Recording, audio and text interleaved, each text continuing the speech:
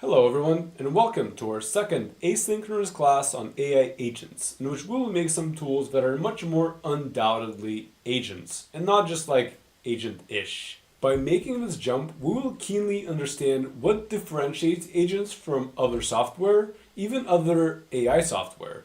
We will imbue our tools with the ability to reason through a task and then take a course of action that the tool laid out for itself. With hands-on practice, we will build an intuition on the unique affordances that agents offer as well as their drawbacks. Because no, Android Play Store, thank you very much, I don't want AI in every single one of my apps, nor do I want my apps to make life decisions for me.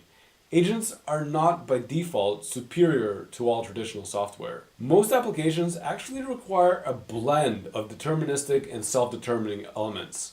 There are some actions which you want to run only when you explicitly push the execute button. And then there are other types of actions which would actually be more convenient if the tool relied on its own judgment to execute them.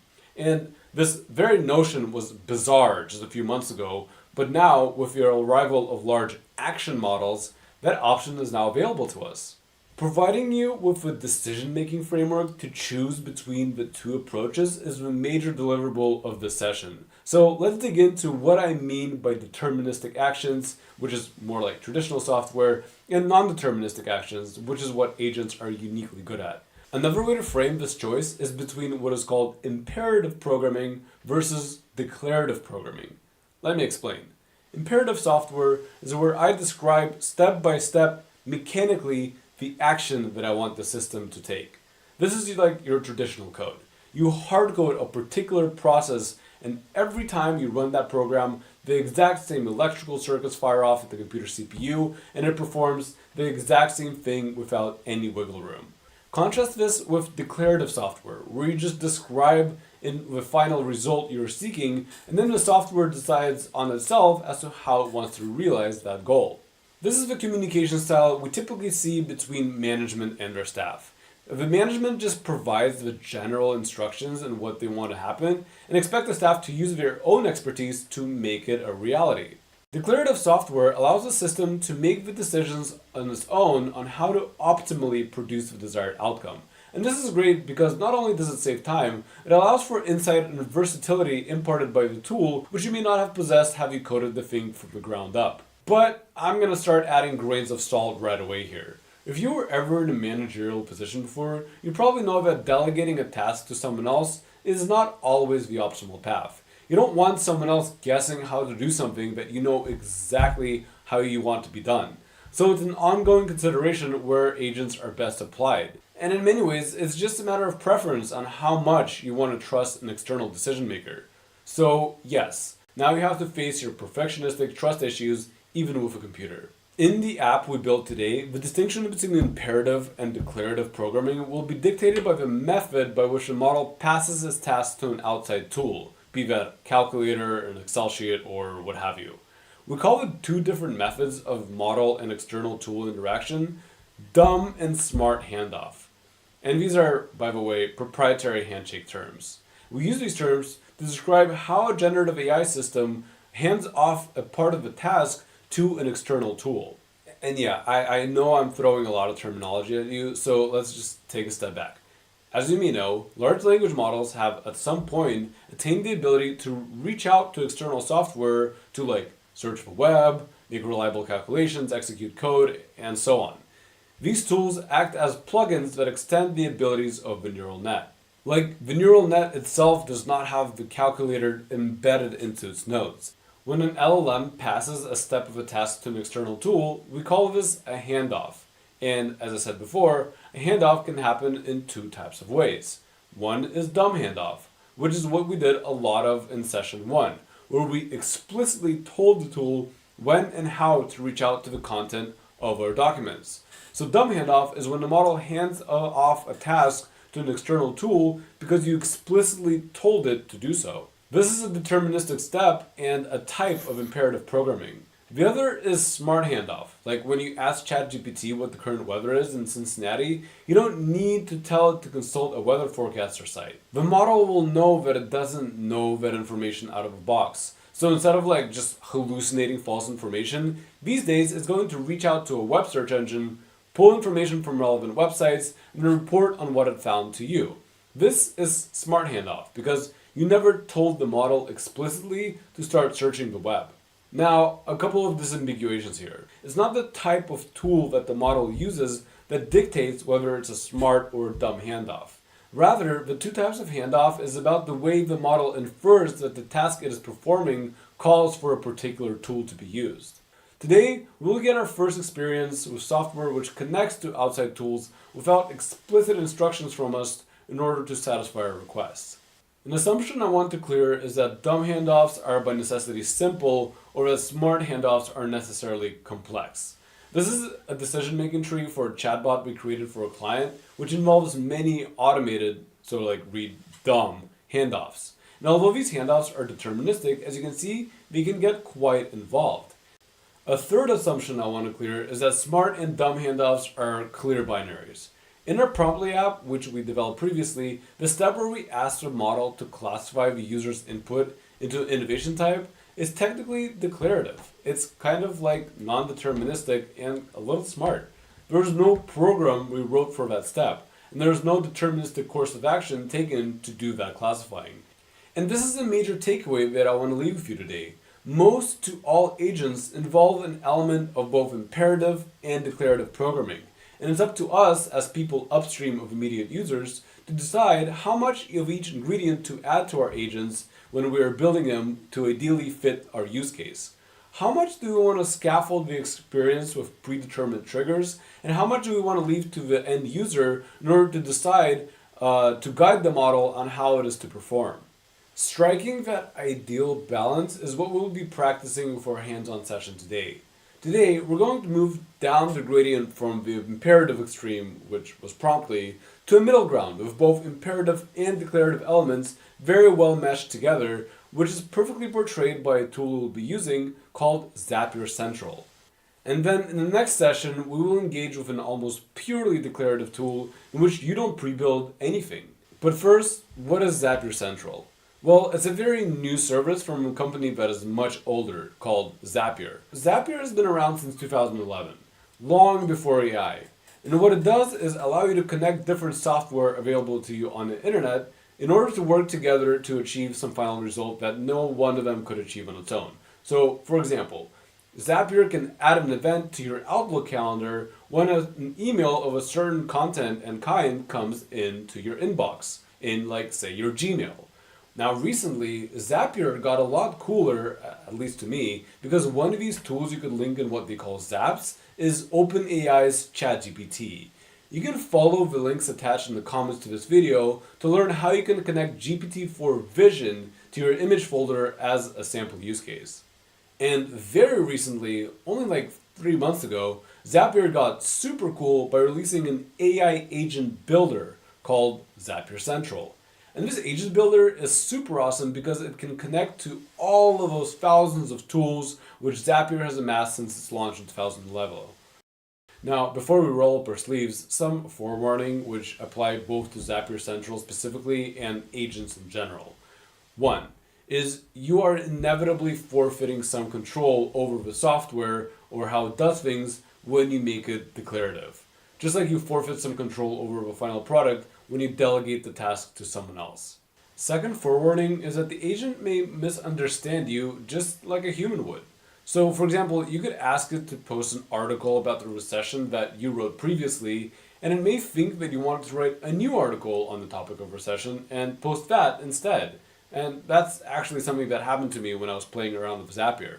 Again, this is just the cost of doing business with a declarative program. And it just pays to be as exact as you possibly can when you write out your instructions. A third note, and this one more relevant to if you want to deploy what you made for someone else to use as opposed to use it yourself, is you better have a good amount of documentation explaining how to use it, what functions it has, and what functions it doesn't have. Because unlike imperative software, declarative programs can do many things, and it's harder to convey where the boundaries of their possibilities reside exactly. In fact, it's hard to know even yourself as the creator as to where the limitations of what you just created are. And last of all, this is a very new tool, and we're entering a very new territory in technology innovation. So please do be patient and forgiving if things don't work on the first try. This tool is but a couple months old. I know the developers at Zapier personally, and I assure you they're doing their very best to make this unpredictable, unwieldy nature of large language models produce consistent results. And as someone with a lot of experience in the field and who has tried many different tools, I must say they're doing a great job. And really, it's an honor, because who wants to work with stable, ironed out, and perfected software that does what you expect it to do anyways? We are the frontier, and this is part of the excitement of working in the frontier. In return for working through all this ambiguity, we will be rewarded with a tool which has many different functions. If promptly what we made only generates forecasts and nothing else, our agent in Zapier will perform two very distinct tasks from a single interface. And once you get a hang of it, you can add as many additional functionalities to it as you want. There's really no ceiling here, until it could become maybe one day the universal assistant that responds to all the unique needs that your company has. Alright, and with that, enough of building up the excitement, let's get started. We will begin by making an account with Zapier. If you've already done so, go ahead and just log in. Once you created an account, go to this link, or simply type in Zapier Central in Google search. Again, all the links that you need are in the comments to the video. Now, before we dive in, let me quickly introduce you to Zapier Central and Zapier in general. And again, if you're familiar with all this, feel free to skip forward to the appropriate chapter by scrolling forward in the bar below. As I said before, this is a branch of Zapier in general. So if you go to zapier.com where you've created your account, I just want to showcase you what Zapier in general is and what it does, because it is kind of relevant to what their agent is and what it can do. So Zapier creates these things called zaps, which are automated processes that hand off actions from one online tool to another. So for example, there is this cool tool that allows you to upload an image to a Google Drive folder, your personal Google Drive folder. And what Zapier will do is it'll automatically detect that a new image has appeared in that folder. It will send that image to GPT-4V, which is GPT-4 Vision. GPT-4V describes what's in the image and then automatically saves that description into an Excel sheet back in your Google Drive. If you want to see how to do this, there is actually a link in the comments to the video where I take you through the process and how to do this. But let's go back now to Zapier Central. So this is where I left you when you went to zapier.com Central and you've landed on this page. So make sure from here on out, follow what I'm doing and let's go through this together, starting from this page. So once you're on zapier.com/central, what you're going to do is click Try Central Today. It's probably going to ask you to log in if you're not automatically logged in. Just type in the same credentials that you put in for Zapier.com and it'll let you into this page right here. When you start from clean slate, you should be seeing a window that looks something like this. So you start with an untitled bot and it kind of tells you quickly what things you can do in order to instruct this bot on how to perform certain tasks. Now let me show you what we're going to create today and how it's going to look in the final deliverable before we go ahead and roll up our sleeves. So there are actually two separate things that this AI agent here can perform. Two is not the limit. These are just the two tasks that I've instructed it on how to do ahead of time, but it can certainly do more tasks out of the box and I can add more instructions and more pre-programmed behaviors into it ad infinitum. And the two tasks that I've showed it how to do is one is add tasks to my task board. And when that task is added, it will automatically estimate how long that task will take based on my spreadsheet, which tracks how long tasks have taken in the past. So let's say add a task, have lunch with a mentor, and it's gonna activate a behavior. So it's not just using its own reasoning to try to perform my task at the best of its abilities. It's realizing that I'm using the keywords which clue it in on that it should be using my instructions that I've given it and when I programmed the app, as opposed to using its own reasoning to best perform this task. And so what it's doing here, it's reaching out to Google Sheets into a document that I've pre-uploaded in the beginning, which lists all my tasks that I've done before and how long they take. This, by the way, is not actually tasks that I don't go do webinars in Berlin and Paris for breakfast. I just I've actually asked GPT-4 to generate me a dummy spreadsheet with different tasks that a project manager would do and assign a duration in hours. Which might have you ask, like, wait, didn't you say in a separate video that generative AI is not really good at quantitative data? And yes, you are actually absolutely right. The durations were completely haphazard and random, like flight to Dubai took 0.5 hours, while a gym visit took 8 hours. So I actually had to go back and change the durations on the right-hand column manually so it would actually make sense with the event names that it generated for me on the left column. So my model has reached out to these spreadsheets, found something similar to Lunch with Mentor, found that the similar events to that runs from anywhere from between 0.5 to 2 hours. It calculated that the average amount would then be about 1.5 hours, and it added this to my Notion database. As you can see, it created some code in order to reach out via the API to Notion and communicate with Notion in the way that Notion understands. And it has created this task card, which does indeed show up on my to-do list. It has successfully created a title for a task, estimated that it's going to take about 1.5 hours, assigned a date of when it created this task. This is again something I've asked it to do specifically. It guesstimated as to what steps I need to take in order to successfully perform this task. So here it is reaching out to its own reasoning and its best knowledge to guesstimate as to what I should probably do in order to fulfill this task. So I think this is impressive. I hope you're impressed. Like out of the box, large language models don't know how to communicate with Notion. They don't know what my schedule looks like or how long I take with each task. But because this action model understands my instructions and deliberately reached out to the instructions that I've pre-programmed to it beforehand, it is able to be quite a nifty assistant for me that is able to assign tasks, estimate their duration, and even suggest how I could perform those tasks. So that's one thing that I taught it to do, is just become kind of like my task manager and my personal secretary. The other thing I taught it to do is to generate blog posts on topics of interest for me, which might seem like very divergent from the first thing that I've described. And I actually chose that intentionally, just to show you that this is not a one-trick pony. It's not like one thing only tool. An AI agent or an AI assistant is unique in that it's a whole collection of things that could be performed for your employee or for your user or for yourself. The tool is the same, the applications are diverse and many. Voila, there's that article written in Notion. I've chosen Notion just because I'm very familiar with it. I could have automatically posted this on LinkedIn or on Instagram or whatever other social media I've wanted to.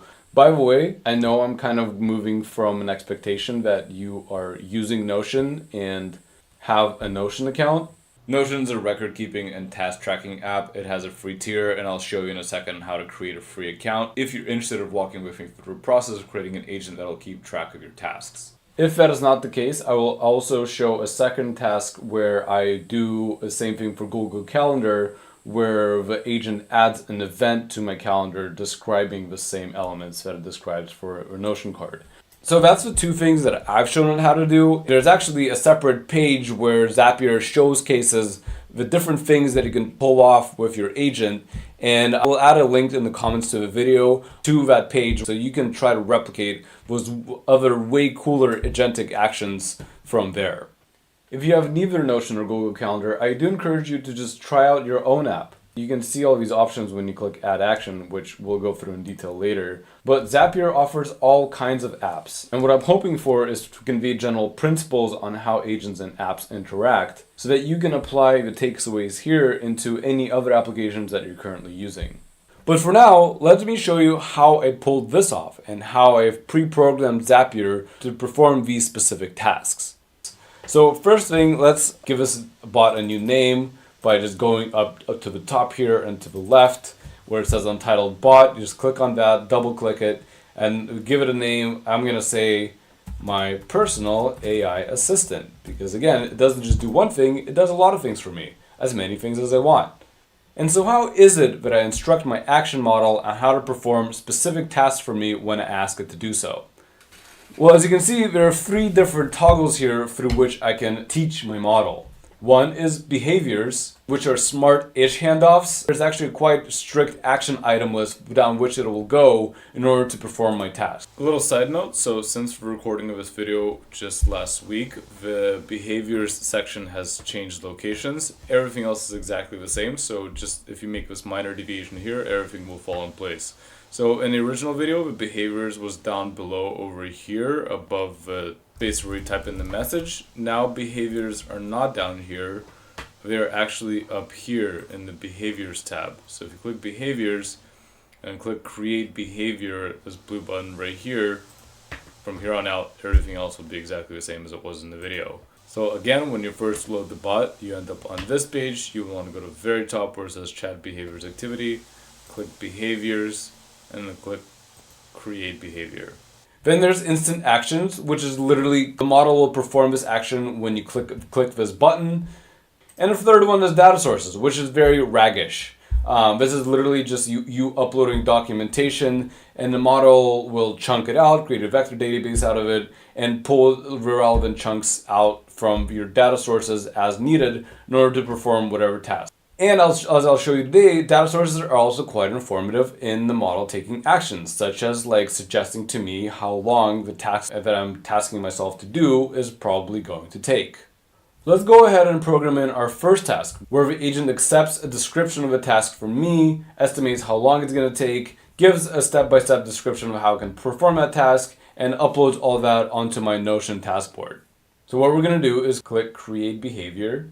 From here, we're going to start with add trigger, which describes when this action is to be taken, or at least clues in the model on when it needs to do so.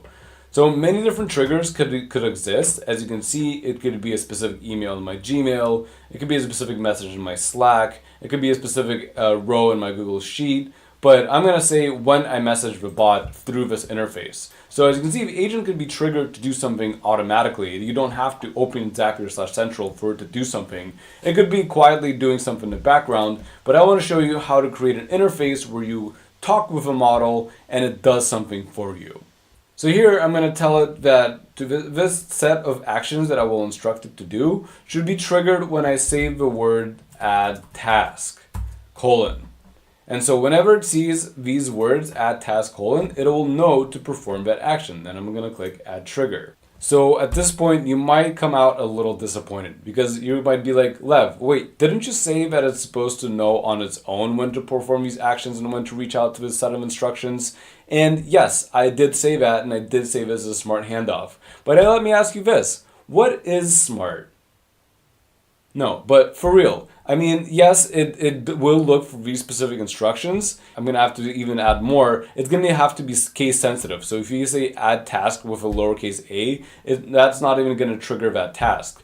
But I'm almost 100% certain that in due time, at least case sensitivity is not going to be an issue.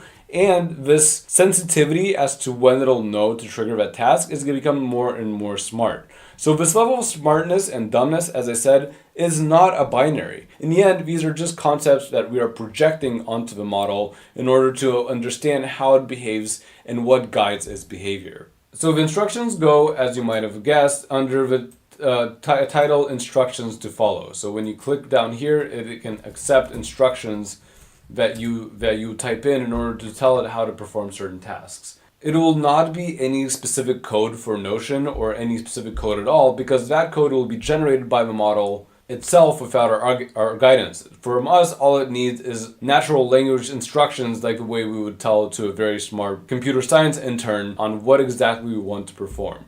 Now, this is a pretty sophisticated task with quite a few moving parts, so it is going to require quite a sophisticated prompt. So this is a prompt in its entirety, and as you can see, it starts with a persona assignment, which goes like, you are a secretary for a consultant, that'd be me, and developer of AI tools and services. Next, we go on to describe the task in general terms. You are tasked with estimating the duration of a specific task and then adding that task as a card to a Notion database called dummy database, which lists all of the tasks the consultant will perform. And now that we kind of laid the scene and told it what it's going to do in general terms, we're going to give it more specific instructions. So I'll say, follow the instructions under heading instructions. There's some markdown use over here because, as you can see, I assigned a heading with instructions down below. And then I say, and follow those instructions for specific steps you need to take when adding tasks as cards to the Notion database. So the first step is, of course, to add a Notion database item to dummy database using the create database item action described below. And we're going to go through specifying what that create database item action actually is once we're done with the prompt. Then I say, if the user provides a task name enclosed in triple quotes, assign the name to the title of that card. Then I go on, otherwise generate your own name for the task using the description provided by the user.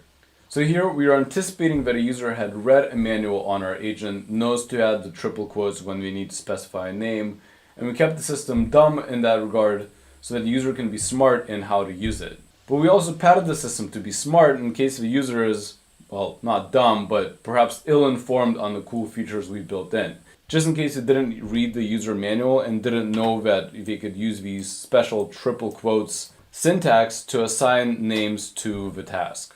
Because we don't know, will the user be your agent's #1 fan and read up on all of his built-in functions, or will they come in and demand immediate results without digging into its workings? The answers to these questions will decide how smart or dumb you want the agent to be.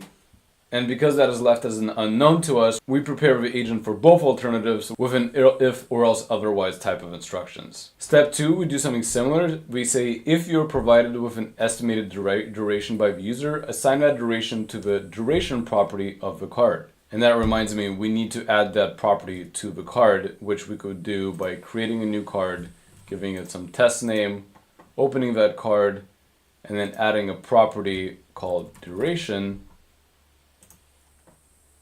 And then the type that it'll be is not going to be text, it's going to be a number, which is the second option from a menu that Notion provides. So you can see it says number right here. So now the only thing that this thing can be filled with is a number, and the agent will know what number to fill it with.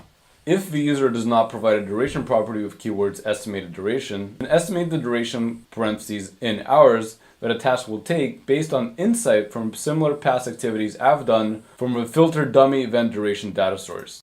So as you can see, I'm using multiple types of handoffs here. One is almost like direct programming, where I tell it to look for very specific syntax in order to respond in a particular way. The other is I just tell it to look out for a particular type of information and respond appropriately if it recognizes that type of information being provided in a prompt in natural language.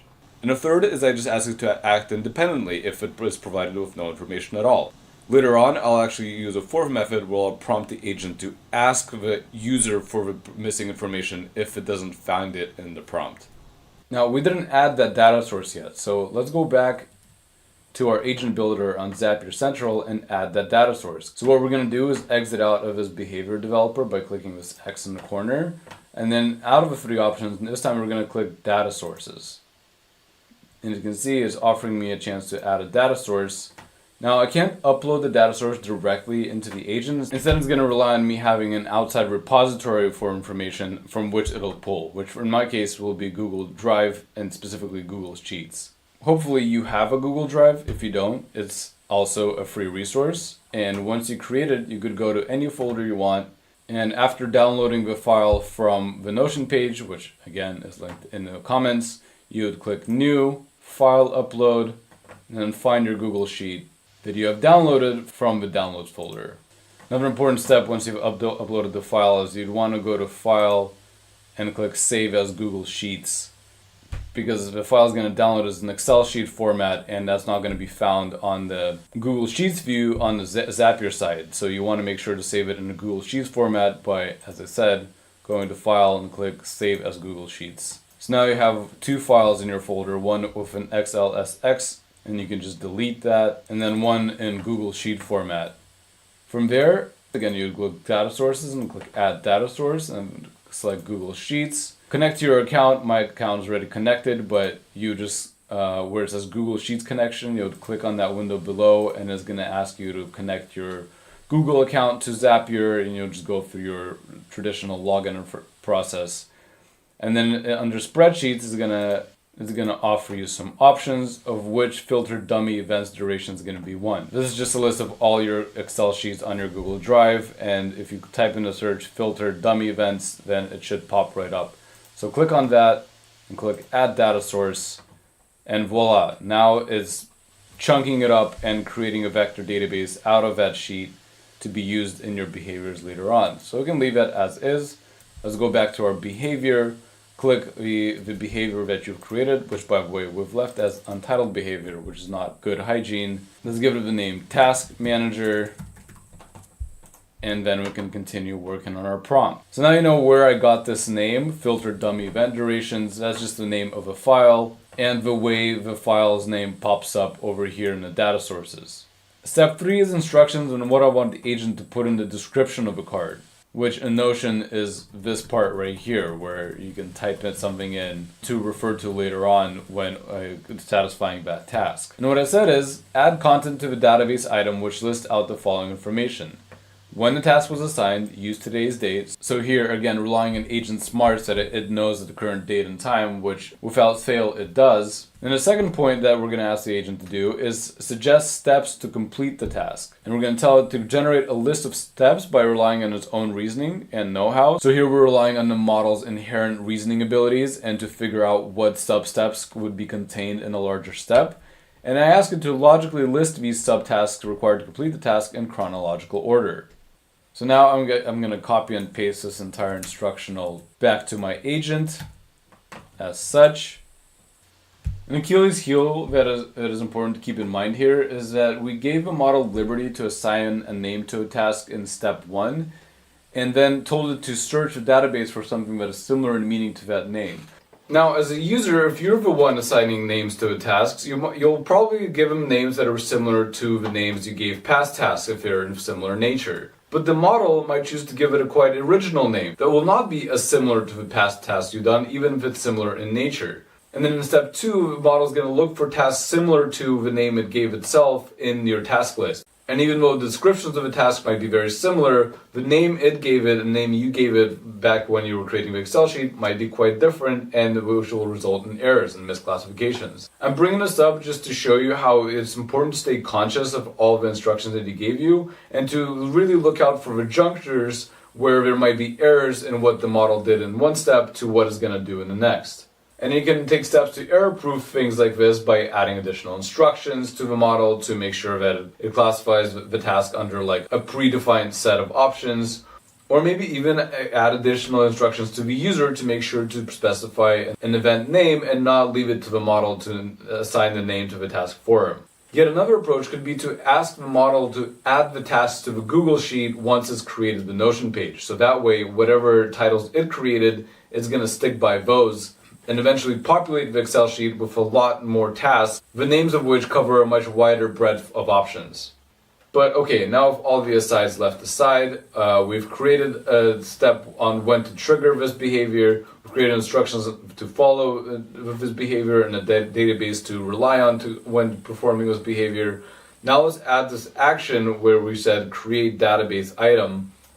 Let's add this action to what is called actions this behavior has access to, so that way it'll know to perform specific steps with the Notion database when I ask it to create database item.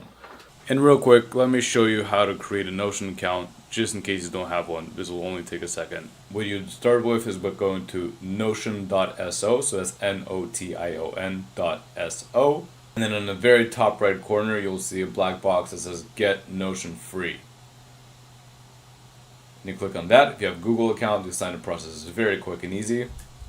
You just click on Continue with Google, or you could just type in your email and go through a traditional login process. Nothing new here. From here, we're going to want to create a table, which the agent is going to populate with our tasks that we will be describing on the Zapier Central front end. You could create a table by just going on any empty page, clicking / and from here, type in database. You'll get a couple options, and you'll want to choose database full page, and it'll create a database which you can likewise call dummy database. I suggest switching the view from table, as you can see it says edit view, and then layout instead of table go to board, and from here you can add classifications, let's say to do and done. So these are rows which the model, the agent, is going to fill in with the tasks that we described on the front end with Zapier. So now back in our Zapier Central. So what we're going to do is click this button, Add Action. We're going to select Notion from the list. And from the options, as you might have guessed, we're going to select Create Database Item. Again, it'll ask you to log into your Notion account through Zapier. It's a pretty straightforward process. I've already done so you don't have to watch me put in all my credentials. Actions, correct, create database item. Notion connection, this is the account is connected to. And for database, funnily enough, Zapier gives you the option to give the agent the ability to choose out of all your content on Notion on where to put this task. Certainly that's not the way we want to go, so we're going to set a specific value for this field, because we want this task to end up on a specific database, specifically our task manager, rather than any database that we have on Notion. It's going to ask to choose value, and from the options you're going to want to choose the top one because that's the most recent one, and it's going to have the same name as the name that you gave the database. So let's select dummy database. It has a bunch of more options on what name I want to give the task, which of course we want the agent to decide for itself. The duration, which of course we also want the agent to decide for itself. And there's duration options here because we manually added it to our dummy database. So Zapier actually reached into our database and looked at what properties our cards have and added it to this table. Tags being these no tags, to do, or done, which of course we want this to be in to do, so we will not let the agent decide for itself on that one. We're going to set a specific value for this field, and then choose value, and as you can see, it sees that I have two types, to do or done, and we're going to want to always put our task in the to do. Content of a card will have the agent fill out for itself. Content format, I'm not even sure what that is, but we'll let the agent decide for itself. So now we can click Add Action, and just like that, this behavior is complete. You can click Test Behavior from here. This is a way to run through the process without any preliminary prompt from the front end, just to make sure that it works. This is something I've done a lot in order to perfect this prompt. And at this point, we're done with creating this task manager. One thing we can't forget to do is on the top right corner over here, it says off. So this behavior was not activated and is not plugged into the agent. We have to make sure to switch that to on. And now this behavior is accessible by the agent to be executed when I say the word add task. All right, so now we can exit out of this window. And let's add a task. Let's say add task, meeting with the mentor on Wall Street. One of the steps I need to take is draft a proposal depicting a specific strategic approach prior to start of the meeting. So I'm hoping that this is going to be included in the steps that I need to take in preparation for this meeting. So now it's going to open a separate window because it started executing a specific behavior. It's going to think a little bit of how it's going to execute on my prompt. It realized that it needs to reach to a data source I've appended in order to fulfill a part of my instructions. If you click on this drop-down box right here, you can actually see the keywords that the model used to search through our Excel sheet and pull out the relevant information. So look for words plan, meeting, and session, and found the items that said meeting with a mentor, crunched those down to arrive at 3 hours in the end. And once we reach out to the database, it says that it seems that tasks involving planning meetings typically range from 0.5 to 4 hours. So given this information, and given that you will also need to draft a proposal beforehand, I'm going to give this task 3 hours. So lots of sensible decision making here. First, it estimated that the meeting is going to take about an hour, and then it's going to give me a couple more hours because there's additional steps that I need to take beforehand. And then it went ahead and created the database item. And it's reporting to me what elements is included in that item. So it's giving me the name, the estimated duration was about 3 hours, the date assigned because I asked it to do so, and the suggested steps to completing the task, which is to schedule a meeting, draft a proposal, refine the proposal, prepare additional material, and then attend the meeting. So all very sensible advice. It also gave me a link to the Notion card, which I can click on, and it'll take me straight there. But when I visit the actual card, I see that it failed to add the description to the content of the card. And as I've mentioned before, one of my favorite features of AI agents, which I really don't see with other software applications, is that you can troubleshoot things right there in a chat. I can tell it, you did not provide the suggested steps to completing the task to the content of the card. Please modify the card, and I'm going to be very specific here to make sure that it goes back and modifies the existing card as opposed to creating a new one. Meeting with Mentor on Wall Street to contain this information in the card description. So let's see how it does. Okay, now it's assuring me that it has indeed updated the card to contain these steps. So let's see it now. And indeed, it did as promised. Although it failed to modify an existing card, which I'm not even sure it has the capabilities to do that, so no judgment from me there. But the new card is the exact same thing with the exact same duration, but with the suggested steps included in the card itself. Alright, so with that, we have our task manager set up and running and tested, and we see that it's doing the needful. And I ran this many dozens of times, not to say that 90% of the time it's actually doing what I expected to do without any nicks in the way. So just for more for showcasing the errors that might come up with agents as opposed to functionalities that work already well out of the box, let me show you how I set up my Google Calendar bot, the one that takes the tasks and schedules it at the requested time on my Google Calendar, and what kind of typical errors I run into when I try to run this bot many times. Which is not to bag on the agent's capabilities. The reason is actually due to general difficulty that models currently have with handling quantitative data. So unlike the Notion card where it just creates it and posts it on my page, with Google Calendar, the agent actually has to work with dates and time, and it has to work with it on a tabular sense, as in when it sends information to Google, it needs to create a table with all the specifications of when it starts, when it ends, and how long it takes, and all that other stuff.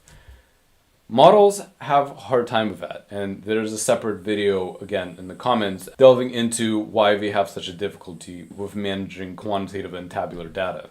So just like before, we're going to run this as a behavior. We're going to try to structure the process as much as we can and leave as little ambiguity to the model and see where the model is going to go haywire even when we straitjacket as much as we can. So again, let's start with add trigger.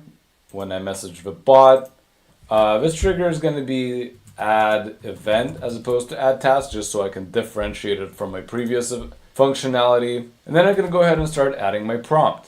The prompt is very similar in some ways, but pay attention to the key differences that I made in order to see how I understood that this is a very chaotic process and how I tried to make it as stable as it possibly could, just so you have that in your tool belt when you're working with boisterous models yourself.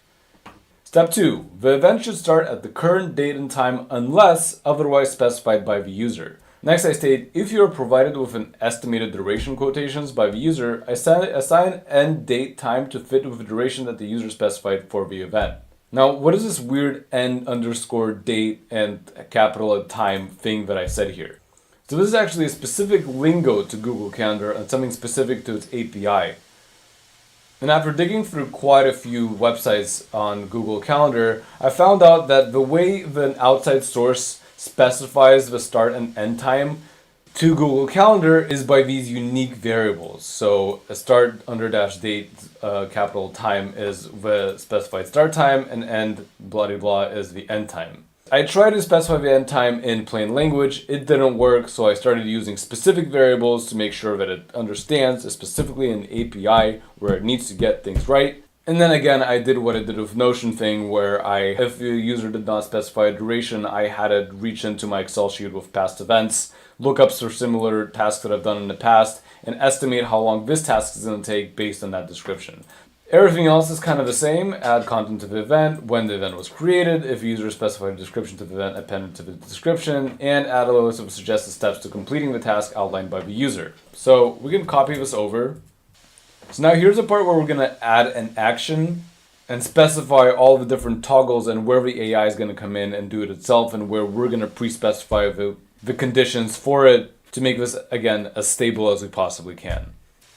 Then from the options available, we're going to click Create Detailed Event.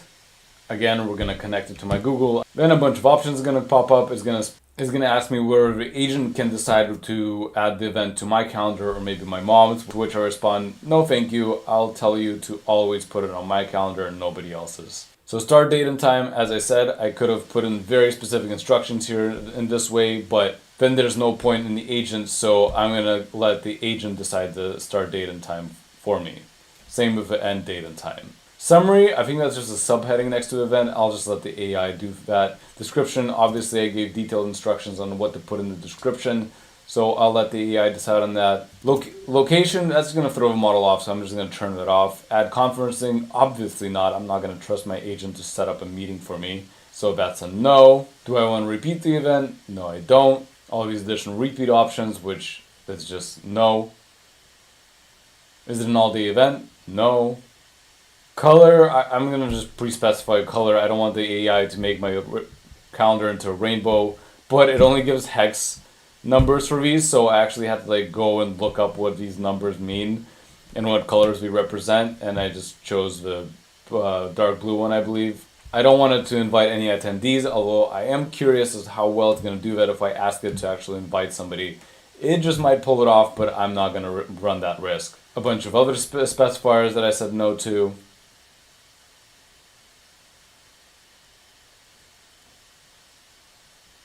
And that's basically it. So again, the general logic is that wherever I could, I went in and specified everything beforehand and did not rely on the model to do it for me, knowing that that option is going to be always the same every time anyways, and I don't want any leeway for a model to make mistakes in that department. And just like that, our behavior is set up. I know this all looks very quick and easy, but trust me, just this prompt alone to get it to 12% instead of 10 or instead of 5, this took quite a long time. Putting something in, testing it, seeing what broke, trying to mediate for it, on and on and on, and then eventually just kind of giving up at the success rate that we got. But let me show you what happens when I try to test run this. So I'm going to click test behavior. This is kind of trying to run it without an initial prompt, so as if the user just ran this command without any specific descriptions. And because I told it before, ask for a description if I haven't provided one, it's telling me, hey, look, you didn't tell me any details. How about you give me some details, specifically the name or summary of the event, a description of the event, and the start time. So notice how it's not asking for the end time because I gave it specific instructions on what to do if no end time is provided.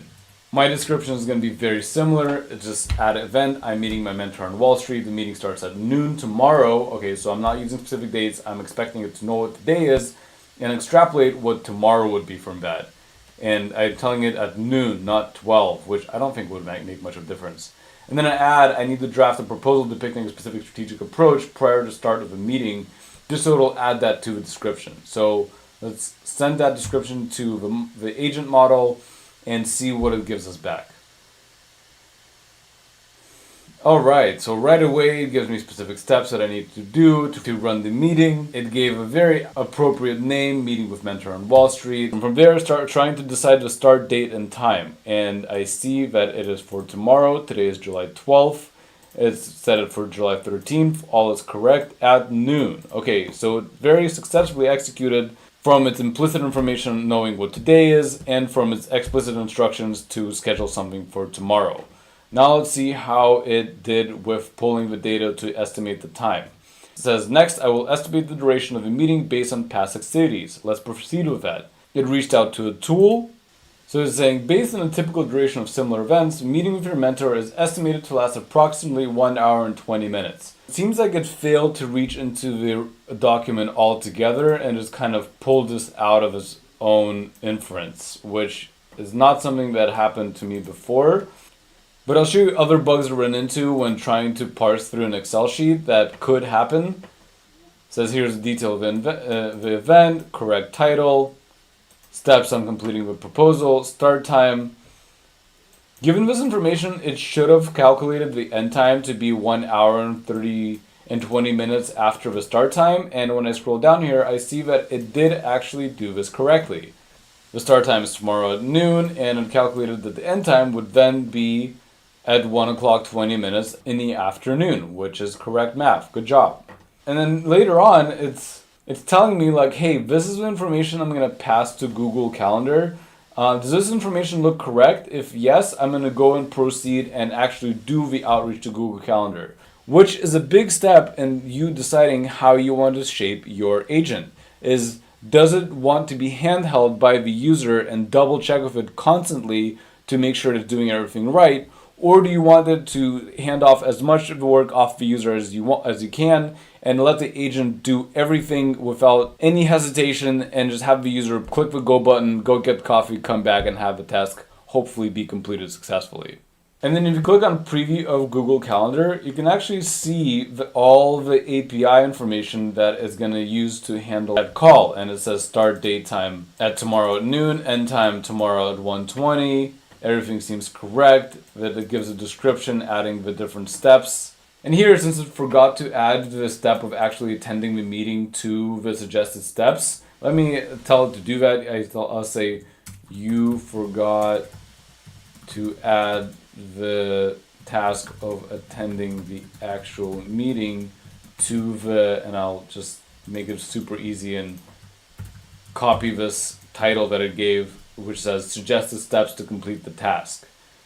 Please add the step attend meeting on Wall Street to the steps for completing the task.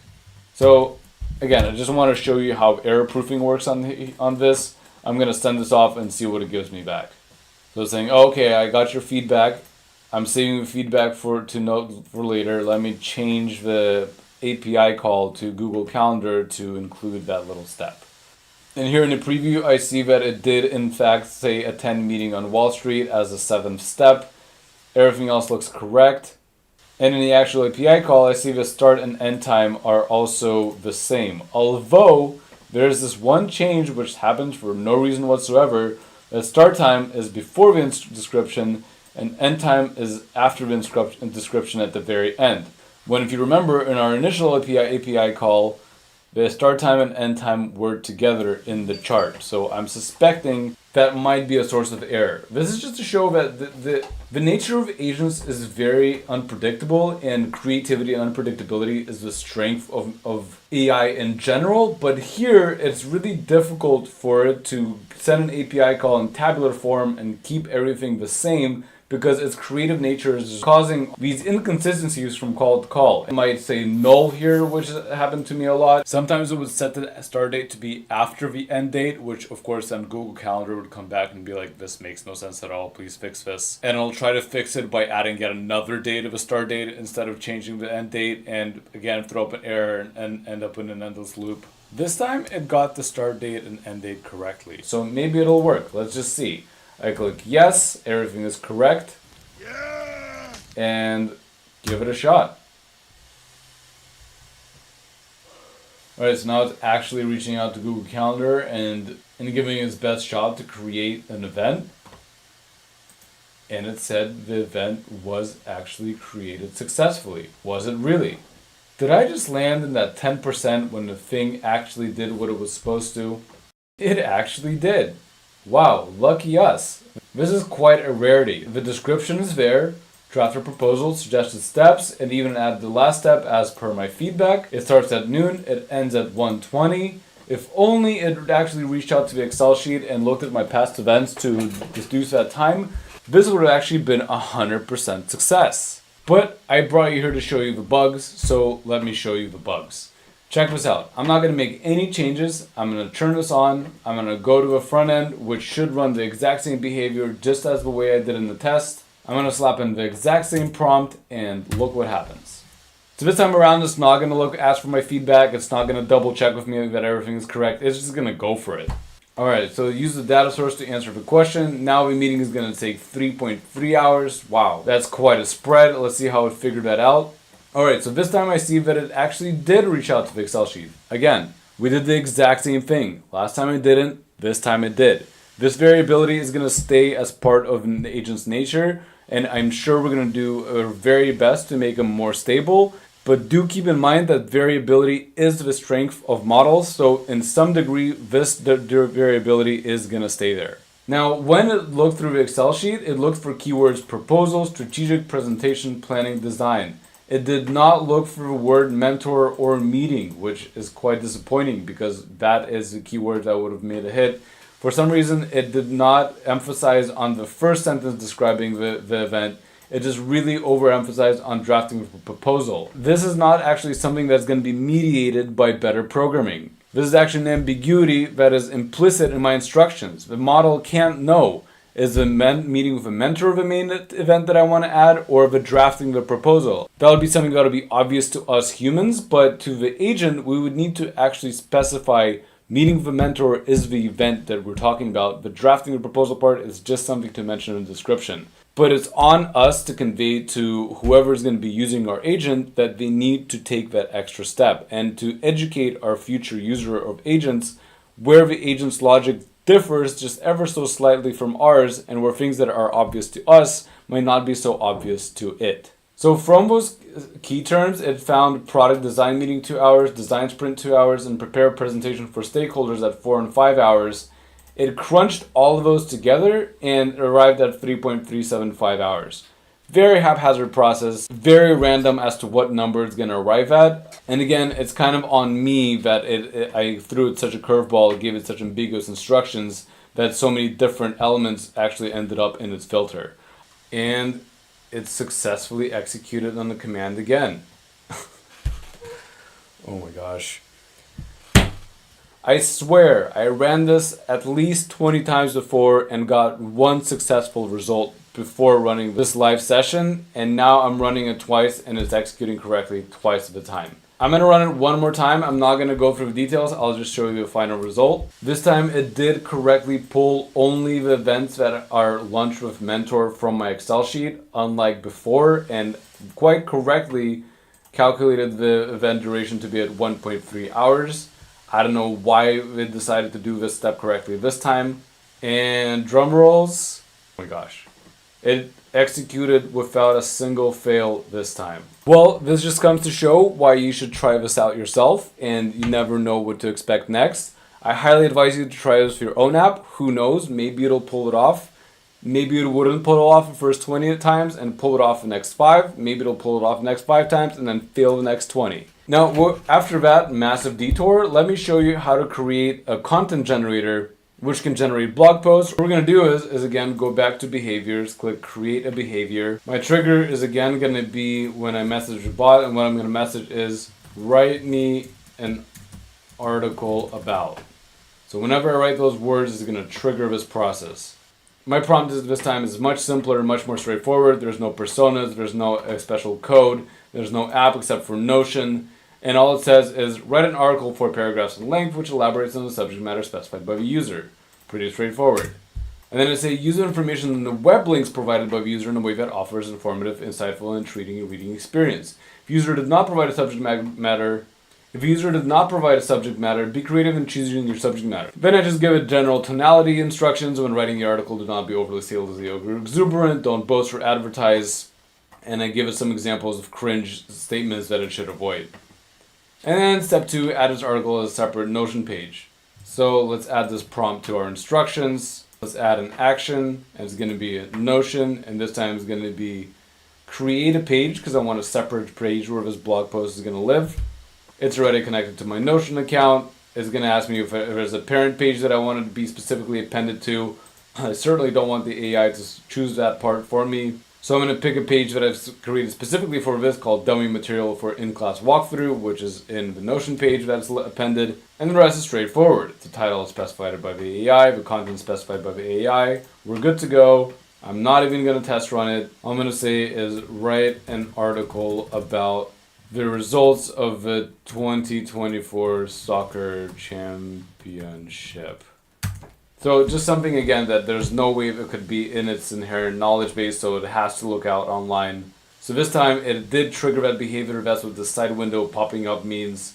It did, as I said, trigger a Google search and look up like these 4, 5, 6, 7, 8, 9, 10, 11, 12 different websites from which it pulled in relevant information. And then it wrote me this 4-paragraph article just like requested. It's using the stalker terminology that I'm not really familiar with. And then for some reason did not run the command to put this on a Notion page. So I'll say, you forgot to add this article to my Notion page.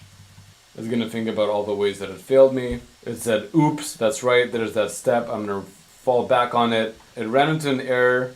It said that some kind of text content was undefined, which it shouldn't be, so it's trying to go back and correct that process. Which is a big feature of these agents, is that when they run into an error, they try to automatically correct for it but through its code. Every time it tries a new approach and tries to mediate the problem from a different angle. None of these self-mediating efforts have been successful in the past when I've tried Zapier and all kinds of applications.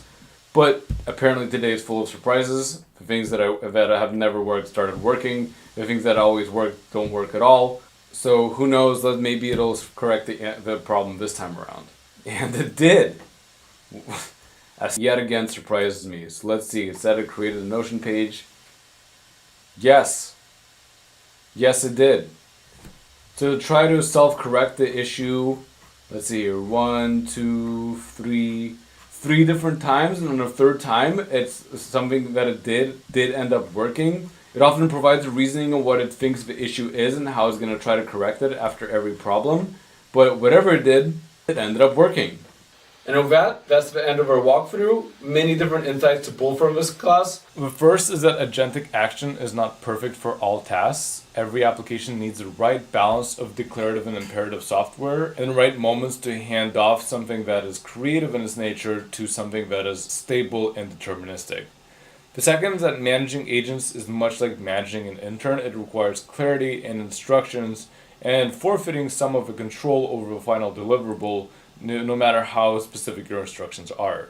Third is when building out an agent, there are many different kinds of methods for shaping that interaction. So these could be deterministic, like demanding a specific syntax, to very intuitive, like having the model guess itself when to best use the tools provided to meet the user expectations. And fourth, agents are not a single-use tool. They're built to assist with multiple tasks, and those tasks can be very diverse and unrelated to each other. The other is to remember the common faults that you must look out for when developing declarative software. And those are, look out for ambiguities in your instructions. For example, when describing an event, specify what is the core event and what is the peripheral task to it. Second is expect more errors and build in more capacity for hand-holding and straitjackets when you're handling tabular data or numerical data, especially if that is implicitly included in the API call. Third is make as many elements as you can deterministic in your process, because as you've seen, the AI agents are extremely unpredictable and can be very successful for a long time and suddenly not be, even though nothing has changed. And try to pass off as many elements to imperative software and consciously allocate the elements where creativity and variability is required, pass those tasks onto the agent, and leave everything else to be as regimented and consistent as possible. And fourth, this one is more of a strength than a fault, use and marvel at the model's ability to reason through tasks, to break them down and execute them sequentially, error managing on the way. And with that, thank you so much for joining, and I hope to see you in the next session, where we will get to play with a purely declarative agent that takes over your browser and clicks around for you in order to execute on your instructions.